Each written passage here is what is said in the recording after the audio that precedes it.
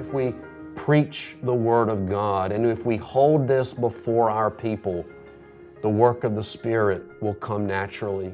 We read of Zacchaeus and Christ walking down the street said, "Come down from that tree, Zacchaeus, for today salvation has come to your house."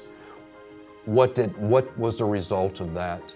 The result was Zacchaeus stood there in his house before Jesus Christ and said, "Lord, I'm going to give away half of my goods to the poor.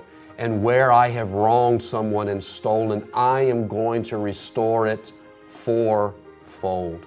And so we see that when salvation came to that house, we see the outworkings of repentance that just flowed. Christ didn't say, "What are you going to do about these areas? Where are you going to reform?" Zacchaeus stood there and said, "Oh Lord, this is on my heart to do. As my Lord and Savior, I'm going to make these things. This is my repentance. This is my reformation."